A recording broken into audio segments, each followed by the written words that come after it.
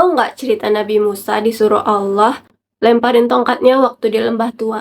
Kok random sih tiba-tiba bahas Nabi Musa?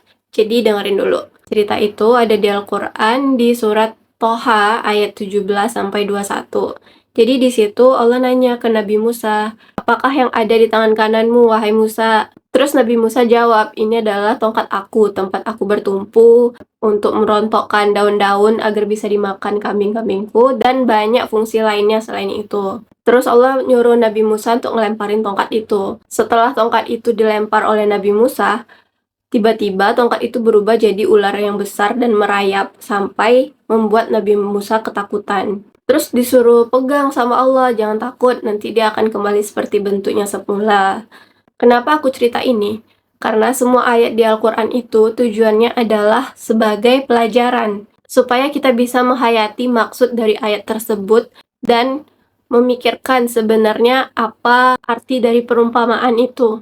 Yuk, mari kita hayati. Allah bilang kalau ini adalah perumpamaan kan?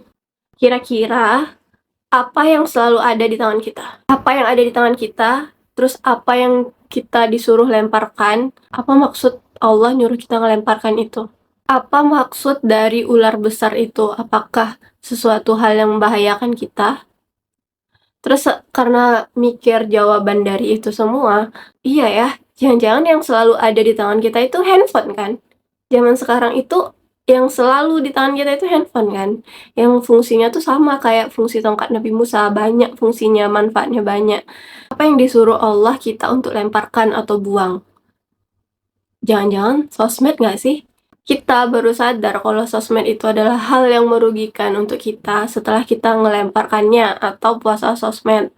Dan perumpamaan besarnya dampak buruk dari main sosmed tanpa tujuan yang jelas itu sama kayak di kisah Nabi Musa yang tongkat yang dia kira membantu dia ternyata adalah sesuatu hal yang membahayakan dia. Dan perumpamaan dampak buruknya itu sebesar ular yang ada di kisah Nabi Musa itu. Tapi habis itu Nabi Musa disuruh ambil lagi kan tongkatnya. Berarti kita disuruh sama aja kayak dibilang disuruh bijak main sosial media nggak sih? Oke, kemarin aku udah cerita alasan kerugian yang kita dapetin karena nge-share kehidupan kita di sosial media. Mulai dari cuman bikin orang iri, sia-sia ngabisin energi, ngurangin kuota kebahagiaan, sampai kita ngebahas bahayanya Ain. Kalau kemarin kita nggak usah nge-share kehidupan kita, kalau sekarang videonya kita yang jangan lihat kehidupan orang. Oke, alasan pertama nggak boleh lihat kehidupan orang adalah karena